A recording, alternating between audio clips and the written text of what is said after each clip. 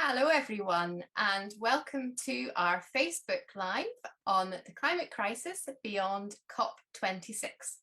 My name is Frances Hume and I am the National Development Officer at Interfaith Scotland. This event today is part of our Beyond series, which looks at the climate from many different angles. We've been hosting this series monthly throughout 2021 in the build-up to the COP26 Climate Summit in Glasgow. Each month, we've been focusing on a different theme, with previous themes including beyond politics, religion, science, economy, and beyond borders. The purpose of calling this series Beyond is to demonstrate that the climate crisis is beyond anything that humanity has ever faced, and that we need to face the challenges as a united humanity, united across all the diverse facets of life. Now, our staff at Interfaith Scotland have been very busy preparing for Scottish Interfaith Week, which is taking place from the 31st of October to the 7th of November, and that is coinciding with the first week of COP. Our theme of Interfaith Week is Together for Our Planet, and we hope you'll be able to join us for events both online and in person. So do check out our Scottish Interfaith Week website for more details. That's scottishinterfaithweek.org. So without any further ado, we have three wonderful speakers with us here today. We have Lucy Plummer, Valériane Bernard, and Kumanga Andrahennadi. Now they're joining us today from three different countries: England, France, and Sri Lanka. So it's wonderful to have an international team with us this afternoon. I should always also say this evening for Kumanga.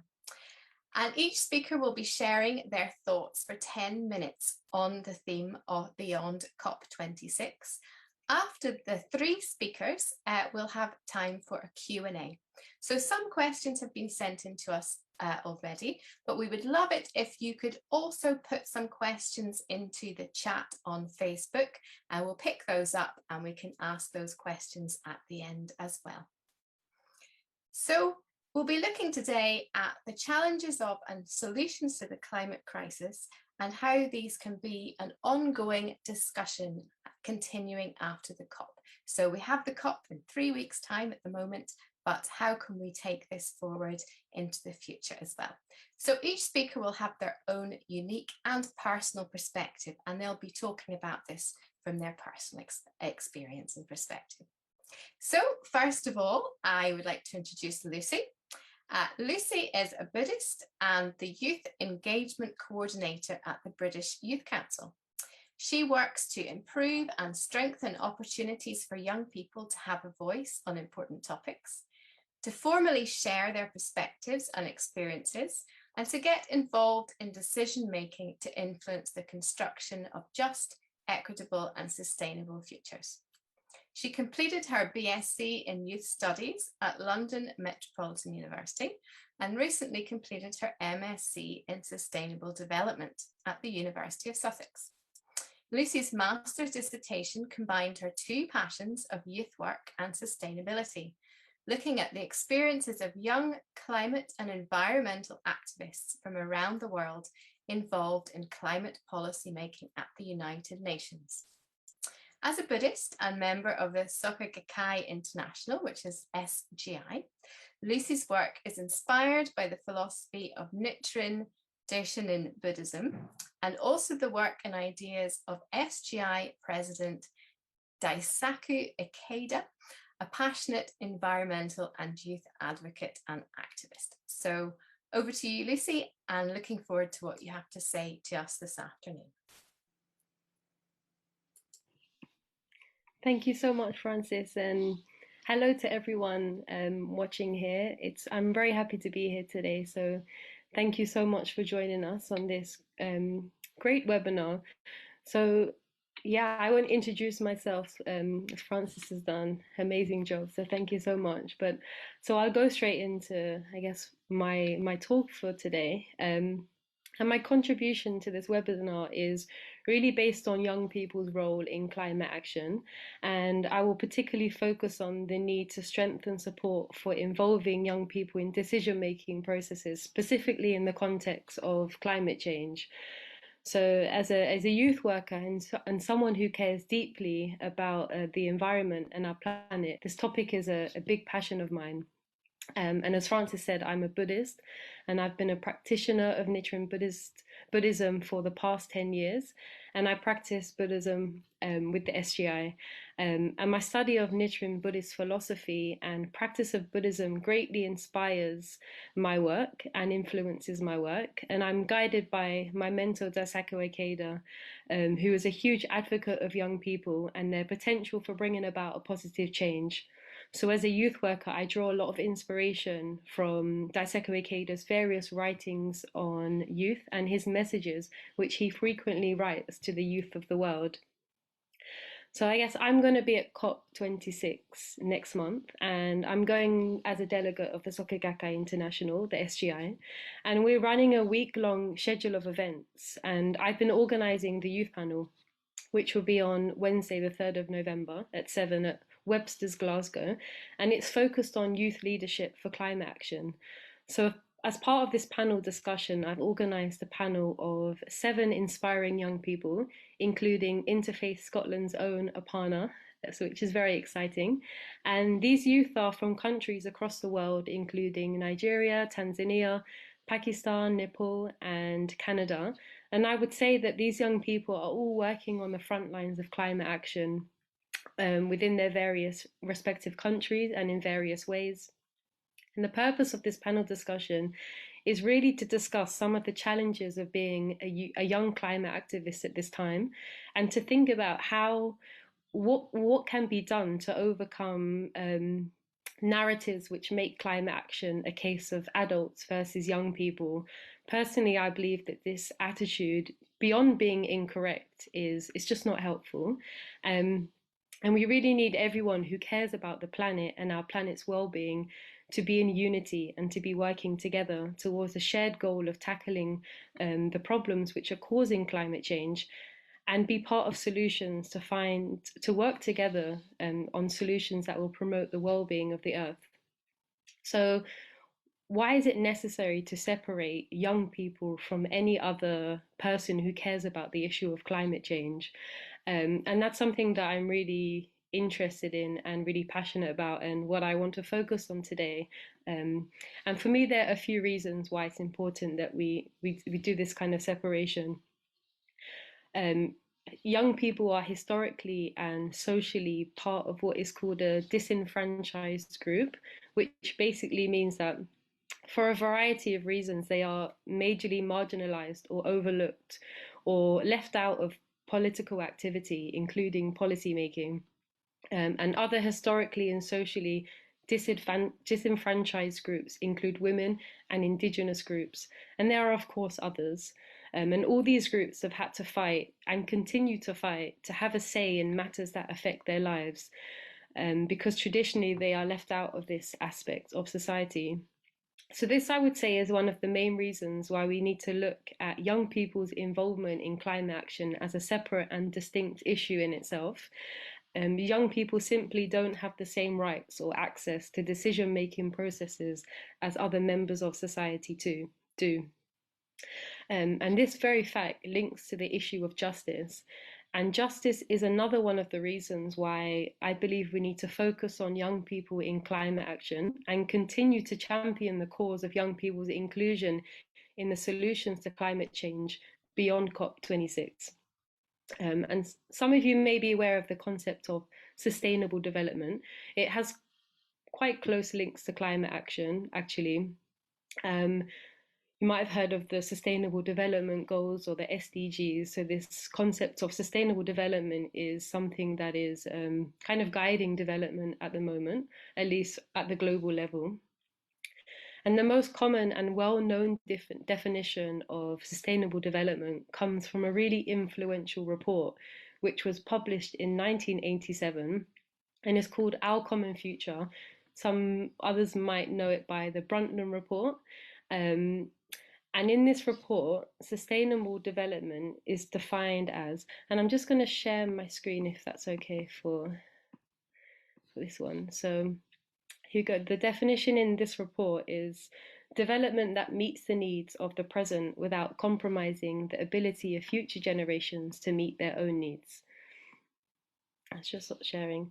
So this definition I find really interesting and important, especially as a youth worker, because it puts the spotlight on future generations. And I feel that it also embodies a sense of intergenerational equity, which is this idea of fairness or justice between generations. And today's young people can be seen as members of this future generation, in that they are the generation whose adult lives will overlap most closely with all the major future dates which are mentioned in the IPCC reports on climate change, and also the goals and targets of the biggest climate change policies, including the Paris Agreement, which aims to drive countries to achieve net zero carbon emissions by 2050. And there are certainly other reasons why young people's continued and improved involvement in climate action is a matter of justice, but it's not only a rights-based issue or a justice issue.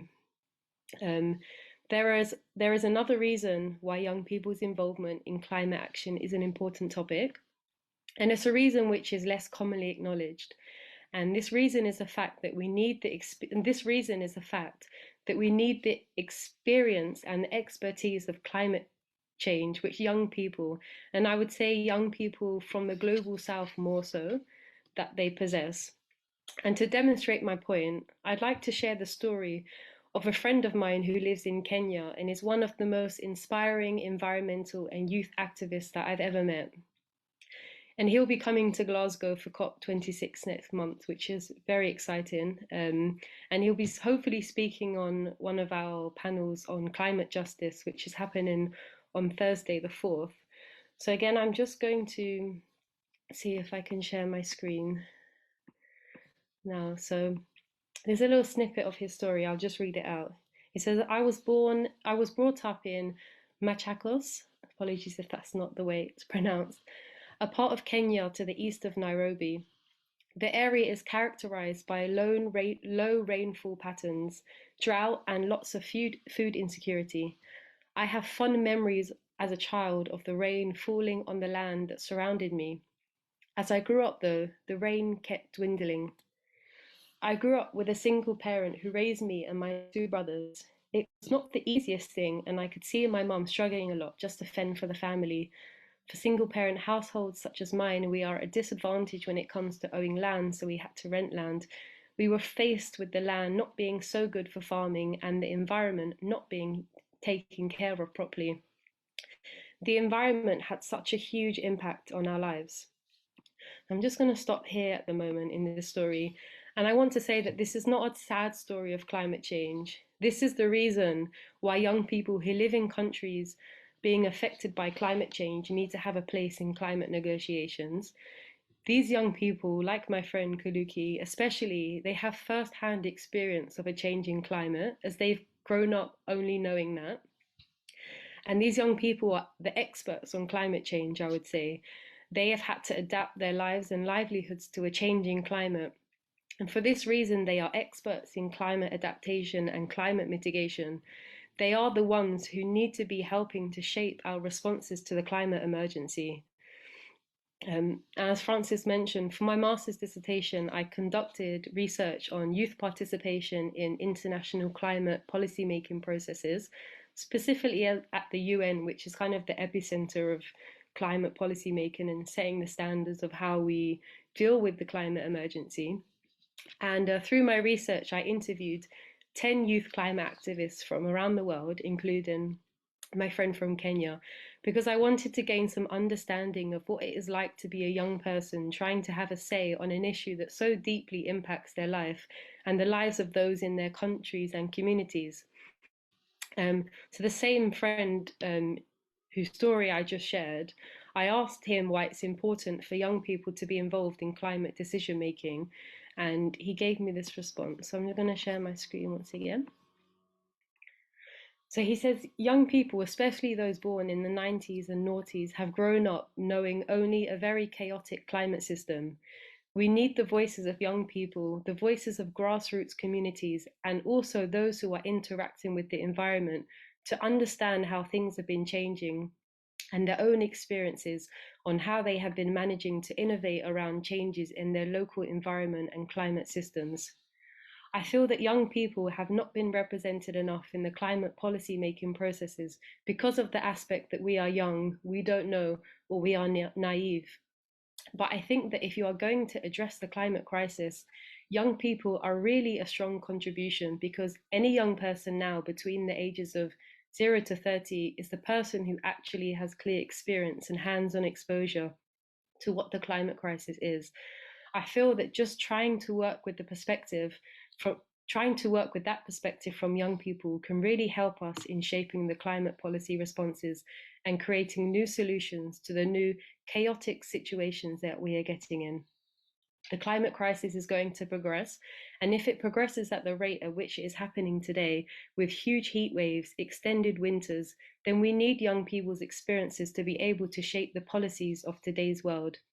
We need our young people's creativity to be able to find our way through the climate crisis and the environmental breakdowns, and therefore to take action and implement solutions with the particular mindset that young people bring to the table.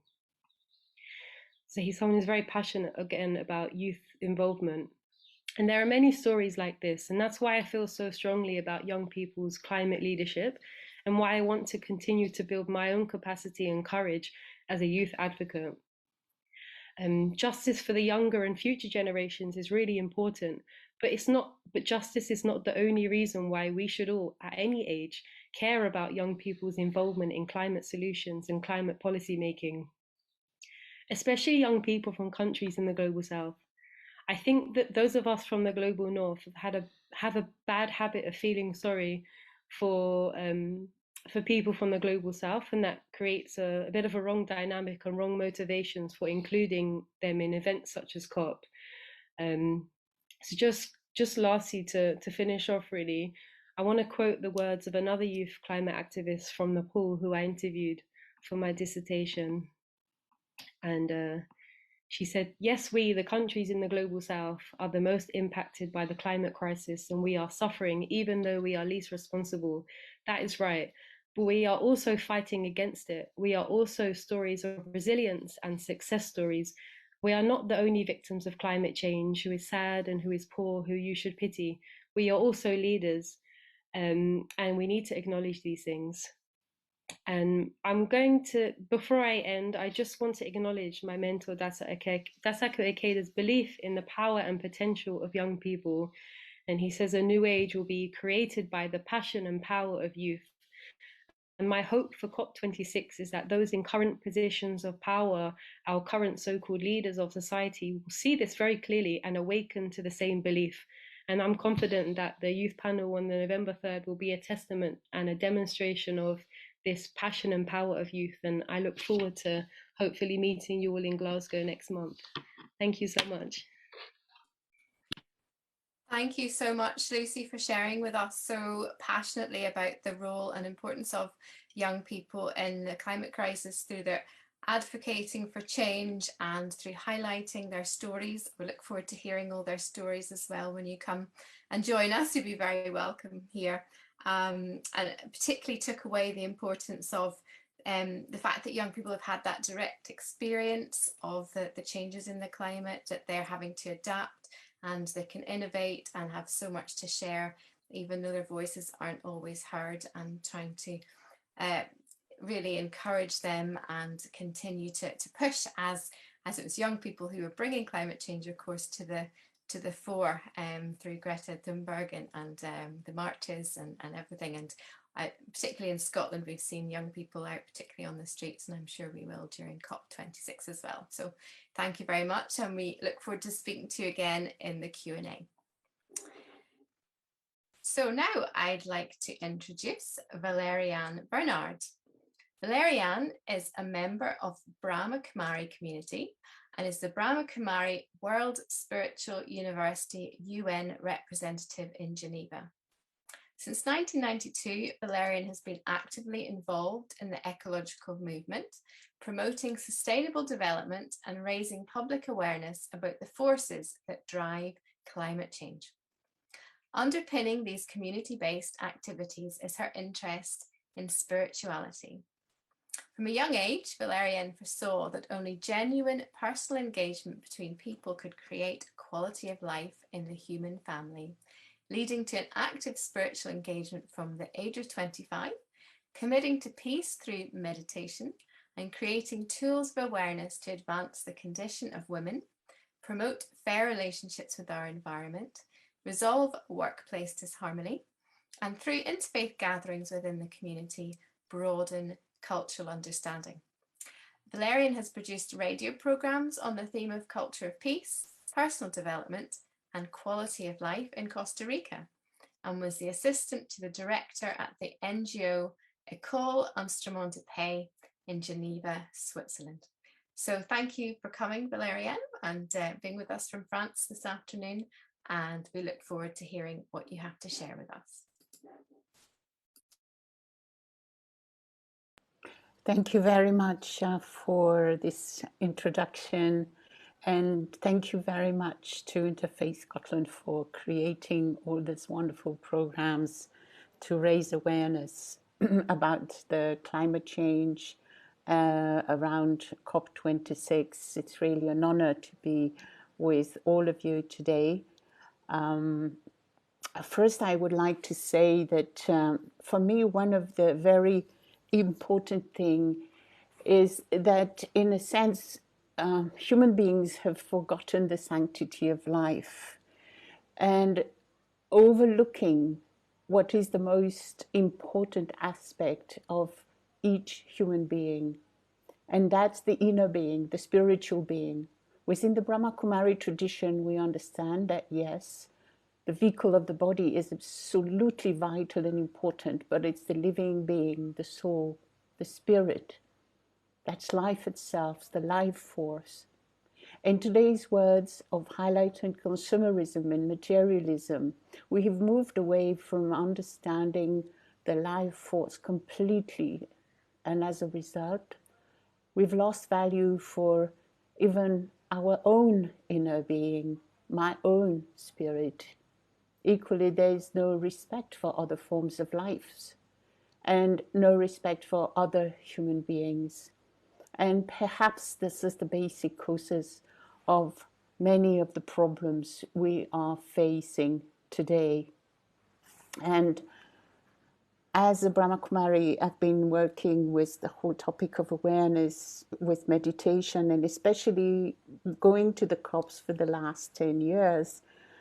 Every time when I come out of the COP, I really need to throw myself in a bath of meditation, because the frustration of the lack of decision could be just overwhelming. So I feel that each one of us has the personal capacity and responsibility to learn again, to go within and to feel this inner outermost respect and love for matter, others, oneself. So it's all a question of the first relationship we create with oneself. And then from there, when we have this inner stability in our own inner world, that we can then create respect, love, and change this attitude about life. Because everything is basically the reflection of our thoughts, and our cultures have created this world of consumerism. So the whole crisis is really a crisis of conscience, a crisis of awareness.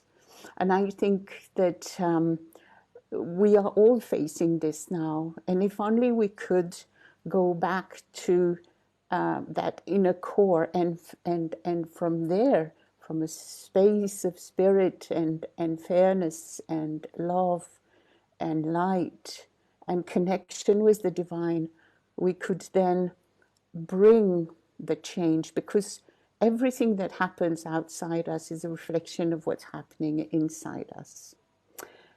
So, given this understanding, I concentrated my work on the interfaith, because I really believe in the human family.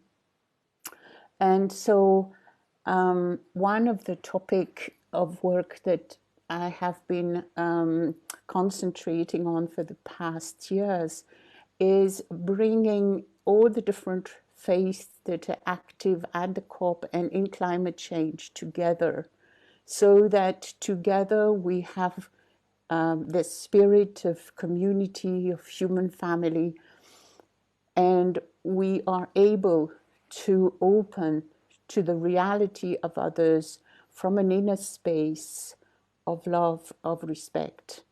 And I'll give you an example of one of the conversations that I'm holding, and maybe I can put this into the share my page.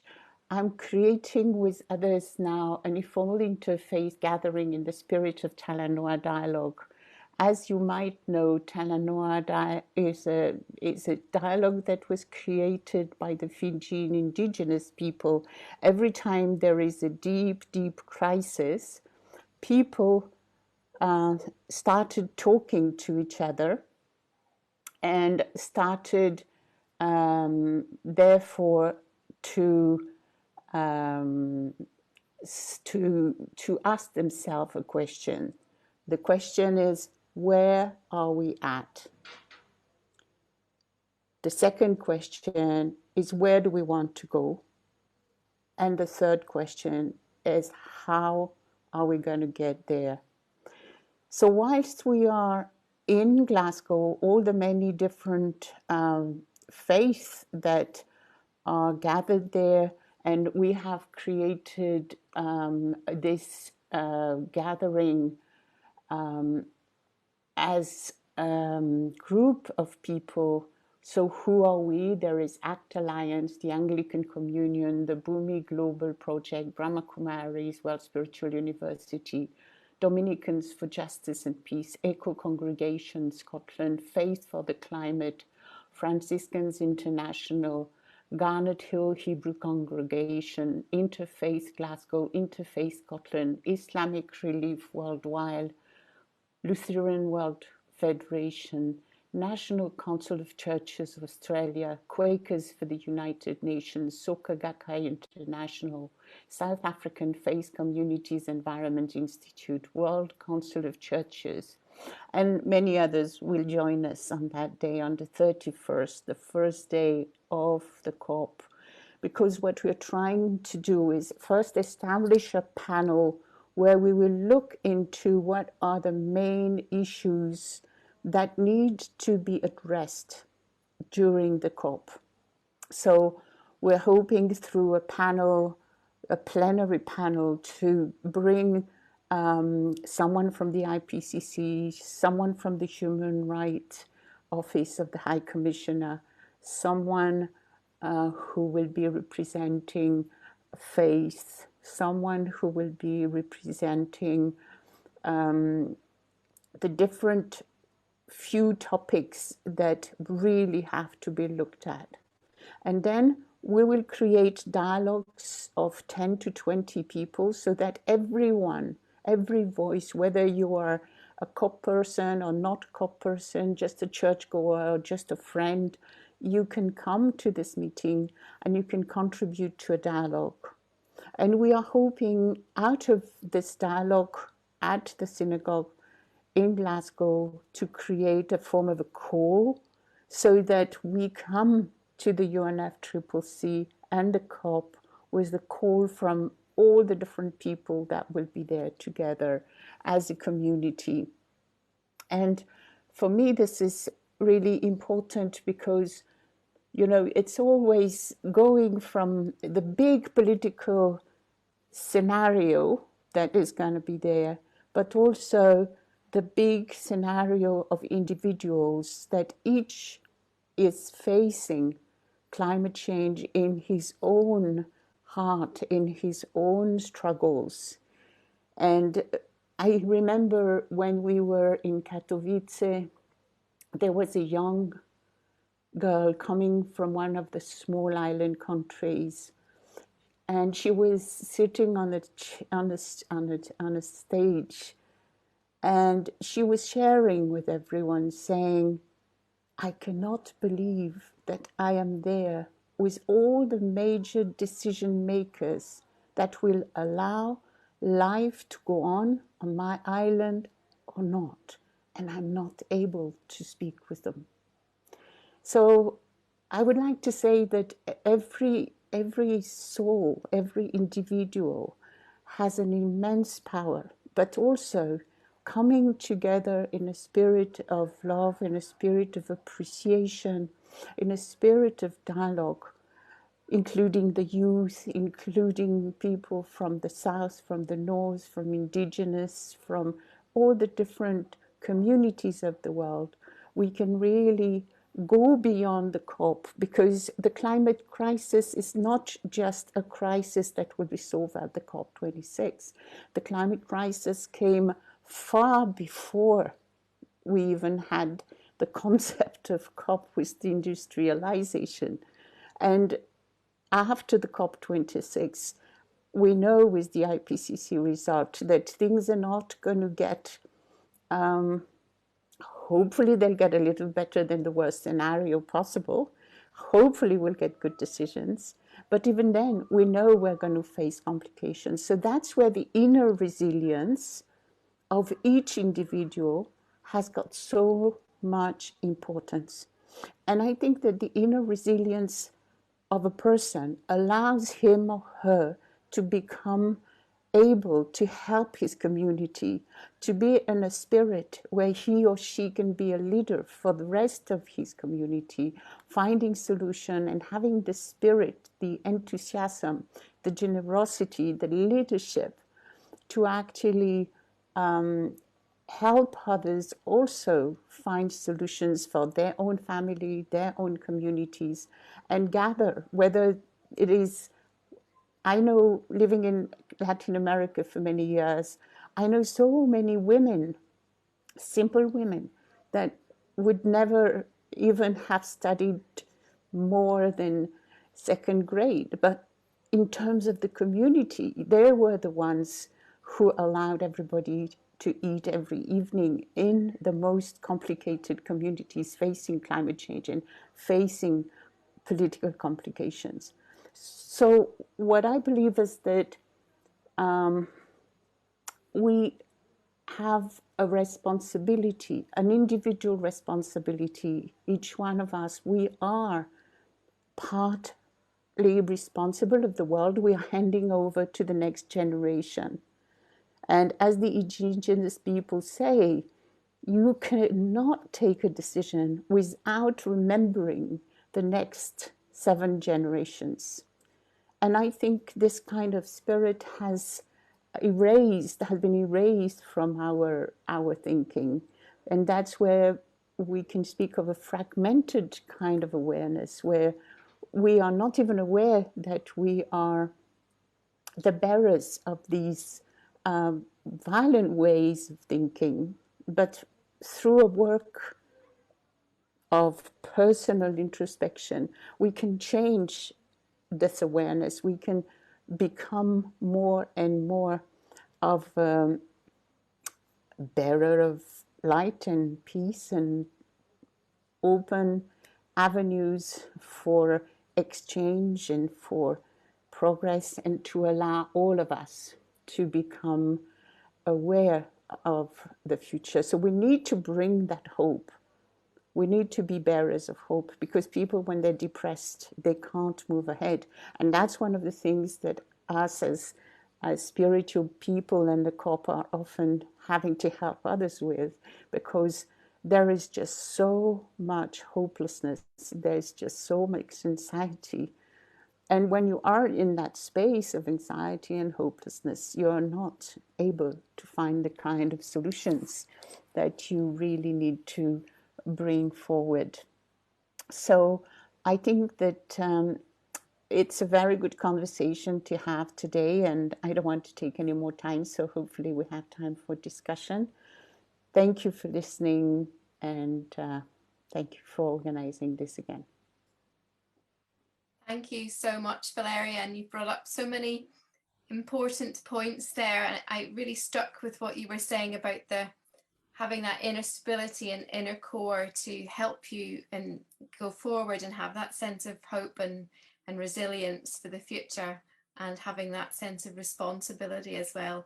It can be, so you say, it can be quite disheartening when you don't see the political figures making the changes that you want to change, but keeping that in our hearts all the time and saying what we can do. And one sentence that particularly struck me is, what is inside us affects what is outside us. So important to build that inner core and spiritual strength as well, and the way that we treat and respect other people and the environment and the animals. So thank you very much, Valériane, and we will hear back from you in our Q&A, so thank you.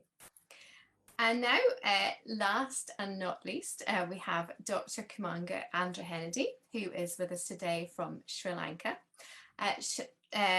Dr. Kumanga is also a Buddhist. She's a mindfulness teacher, a researcher, and a consultant.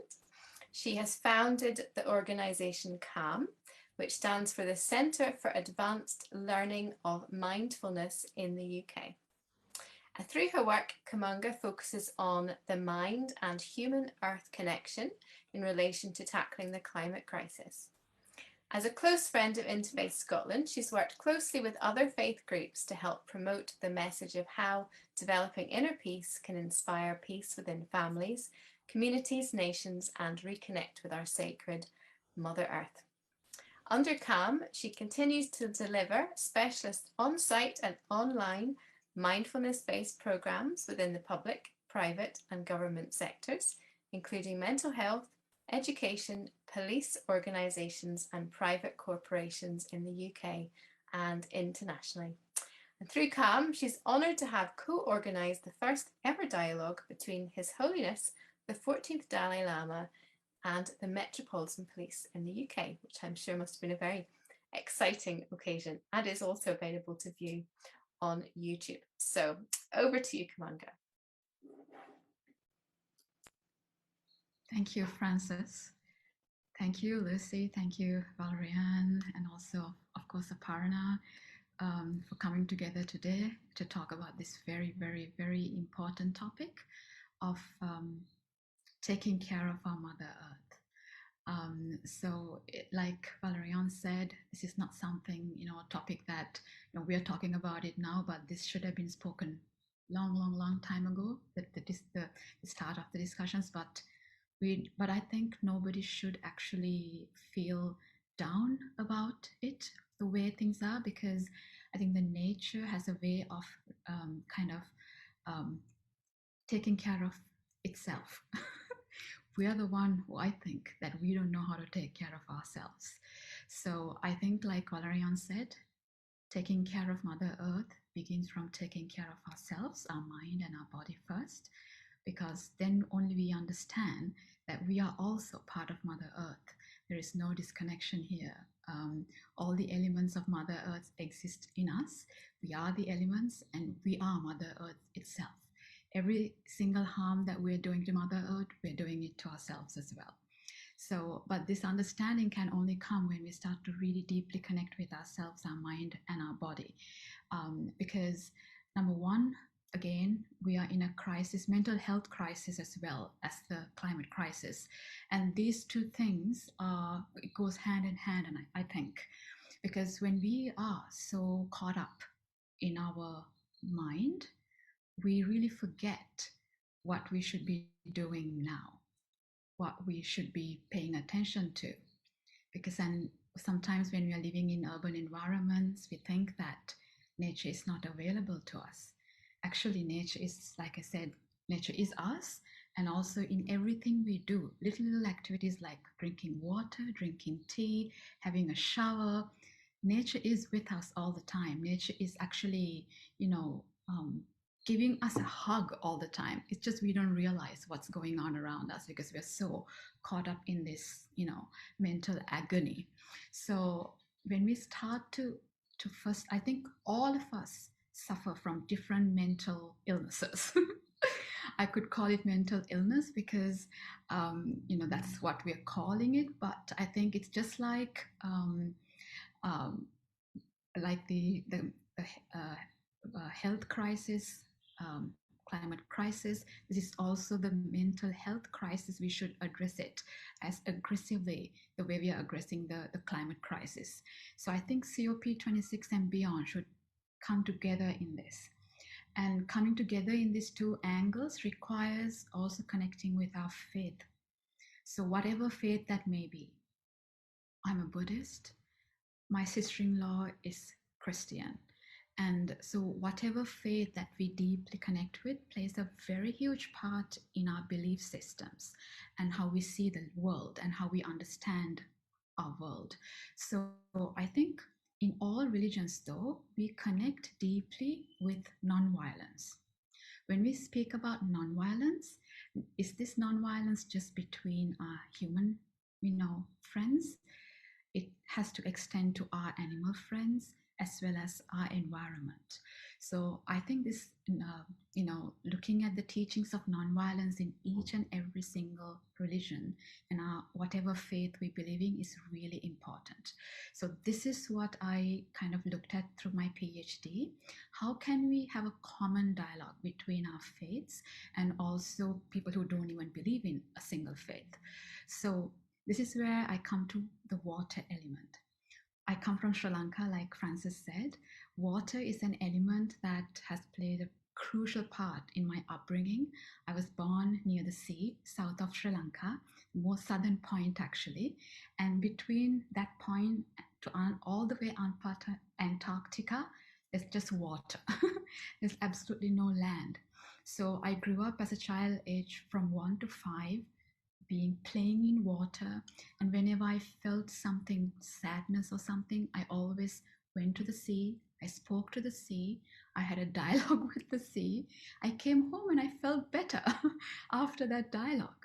So, and this was kind of my practice growing up by the sea as a little child, and looking at the sea, the fish in the sea, all of that. It really inspired my future life, to the point that I didn't even think that would have, this upbringing would take me to this point where I'm today.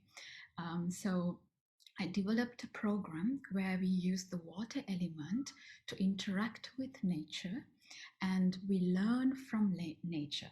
And that is why, because people sometimes ask me, why do you call it advanced mindfulness-based practices? I do not think there's anything more advanced than our Mother Earth and nature, the elements. So we can learn so much from the nature, the elements. And water is like the blood of our planet Earth. It is the blood of our planet Earth. So we can learn so much from water.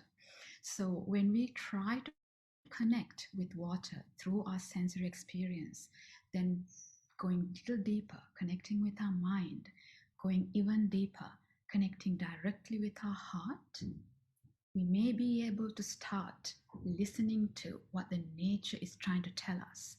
Because this disconnection is what I feel is the start of our mental health crisis.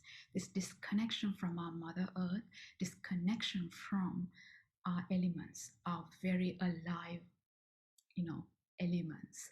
So, so what we're doing is not just physically polluting our planet, but we are polluting it in a quantum level from this kind of bad thoughts and the way we are, acting out in the world.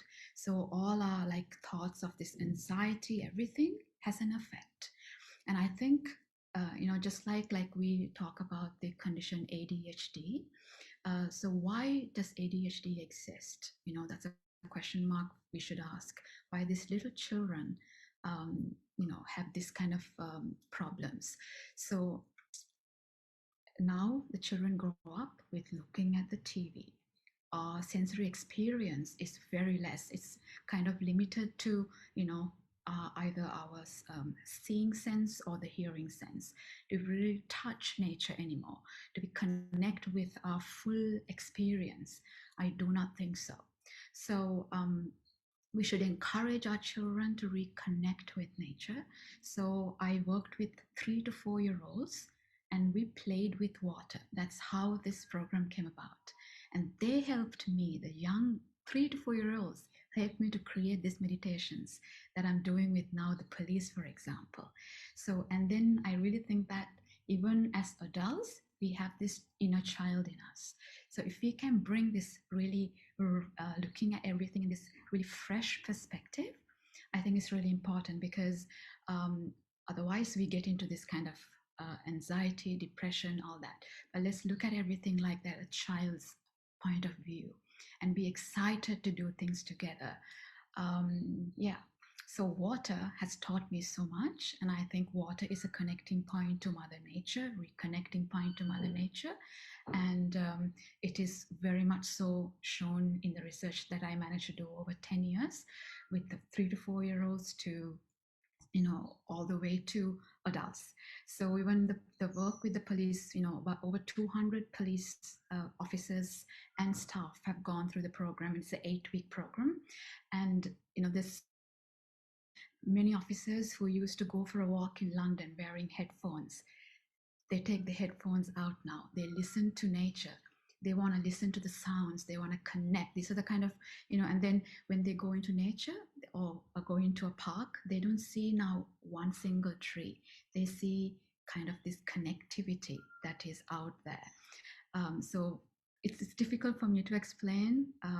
Hearing from their perspective, it's been really inspiring for me to continue the work. So yeah, we continue to do that. And as a result, police officers themselves, you know, suggested that we should create a, you know, monthly gathering session. So we are now doing, after they complete an 8-week program, we now run monthly workshops as well. So we keep this dialogue on climate and this reconnection, building the reconnection with our environment, very, very active and alive as a group.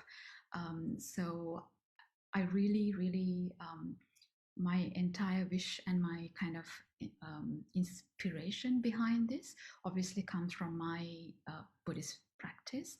Lord Buddha, when you look back, Lord Buddha also went to nature and meditated in nature. And nature protected him while he was meditating, and he became enlightened. And then he shared his teachings with everyone else.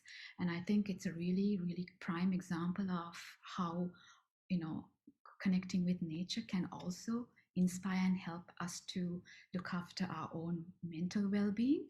And after that, it's almost impossible for us to hurt nature, because we are alive because of our Mother Earth and our nature. And this is kind of like a shift. This mental shift is really important before we talk about sustainability, before we talk about anything else, because let's talk about COP26.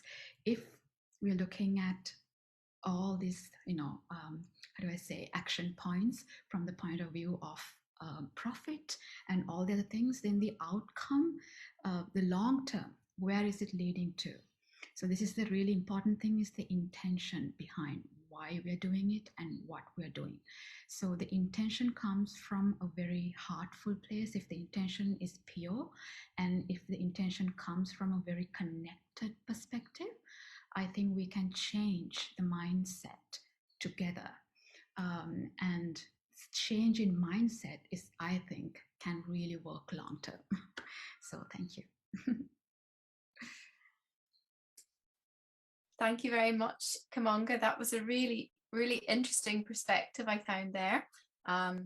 Very touched by the thought of being part of Mother Nature itself. You know, we're made up of the elements of nature, and through that connection, we can have that more loving and kind relationship with it. I was just thinking about how I've been stuck in a small flat in the city for 1.5 years in lockdown, and how going out to lochs and the beach has just become so central to my mental health at the weekend. So growing up, I think, in a small village by the sea, you definitely get that perspective of the healingness of water. But as you say, you can take a cup from the sink and you've got that right in front of you. So remembering nature is actually all around us, even if we don't see it, and the importance of connection. So thank you to all 3 of our speakers. I can see the interconnections between what you have been talking about. We have 10 minutes left, and I look forward to hearing a little bit more from each of you if we have time, which would be lovely. I'm just going to ask the one question, I think, and we can get the perspective from each one of you. So the question is, many people feel helpless in the light of climate crisis. How do we encourage continued engagement, hope, and spiritual resilience in the coming months and years? So that's actually kind of a three-part question. So how do we encourage people to continue practically, but also, as you've talked about, continue to have a sense of hope and resilience for the future through your faith and through your practices and through positive mindset? So would anyone like to kick us off on that one? Valériane. Oh, you'll need to unmute yourself. Thank you. Actually, yes, it is essential to keep hope, essential to keep an inner sense of wellness. Now, how we can do that, I think, is also a matter of maturity, because, whatever is.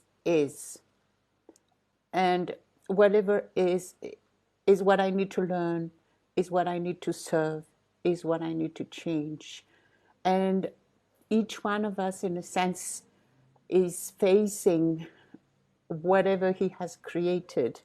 They say in Christianity, what you sow, you reap.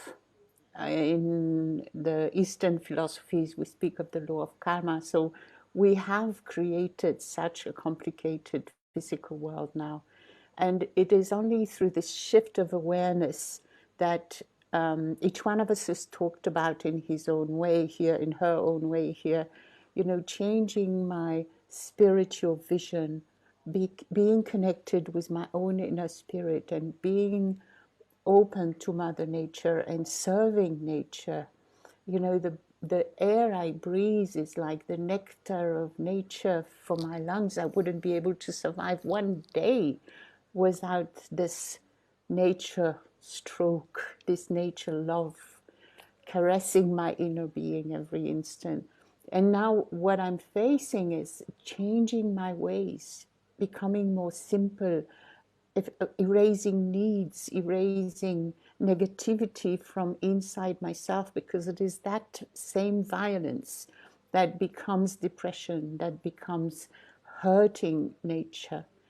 So it's a very good subject for a 3-hour talk, but I want to give time for my friends to also comment.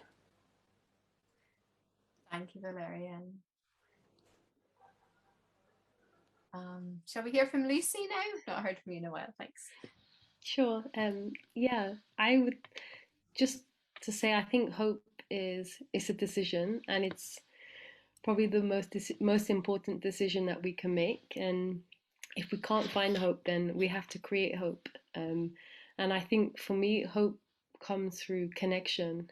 And I think that's been something that has come up in, I would say, all of our presentations today. It's this breakdown in connection that is really the cause of not just the climate crisis, but the mental health crisis, any other kind of crisis that we're facing. Is this breakdown in connection between each other, between us and ourselves, between us and the environment, between us and institutions. So anything that kind of can restore a positive connection, I think, creates hope. And I think as individuals, we really need to resist the urge to withdraw, which is very difficult to do in a COVID crisis where, a lot of social spaces are off limits and we're, told to social distance. So it's become even harder to try and find that hope. But I think in any way that we can, we should always try to just individually resist the urge to withdraw or to cut off from people, and to wherever we can reach out to others and connect. Yeah, that's what I would say. Thank you, Lucy. Very true, and really connects with what Valériane was telling us there as well. Kumanga, looks like you may have the last word. Yeah. I, you know, I agree with what Valériane said about maturity, because even as a young person, I used to get really upset when people are not really respecting nature, or if I see things in the river, I still get upset, but I don't lose hope anymore. I think that's the difference, because I know that even as an individual, I can make a difference. So I think we should not lose kind of doubt on our self-worth and our pure intentions. Always we should trust in my ability also to do something and to protect Mother Nature.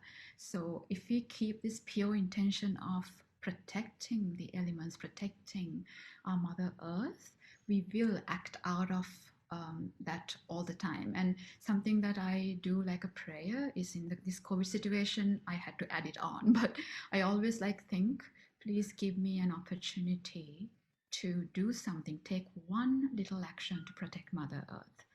And then since coming to Sri Lanka, I also add, show me somebody who I could feed. Because it's a really bad situation here right now. And in a very how do I say, the universe, all the elements are listening to us. This is what I was trying to say earlier. If we really have this dialogue going with our Mother Earth's, talks back. We just need to listen. So there will be opportunities that present right in front of our face that we can't look away from. It could be a very little thing, as helping a little birdie, or, seeing something on the floor, you pick it up. Because all of these little things, if all of us do these little things together, it adds up. So we should not lose hope, and we should not also wait all the world leaders to make big changes like this. We waited for that long enough. So I think we should continue to do our daily duty to protect our Mother Earth. Thank you, Kumanga, very much. I'm just thinking of all the things I should go away and do now to do even more of a bit. I'm thinking, I've been trying to be a vegetarian a very long time. All these things. I should pledge to that right now. If that's too dangerous. But listen, thank you all so much. Thank you to Kumanga, Valériane and Lucy for coming and bringing their various perspectives this afternoon. It's been lovely to see you all. I'm amazed and very delighted and grateful that you were all able to make it from all over the world today, and really very best wishes for COP26. Valériane's event, as she mentioned, Talanoa Dialogue, that's open to anyone to sign up, which is through our Scottish Interfaith Week website. Lucy's event, is that open to everyone to attend? Is that a live event? Yes, indeed. So we'll find out. We'll send you details about that too. And Kumanga, you'll be with us in spirit, and I'm sure involved in your own way through COP26 this year.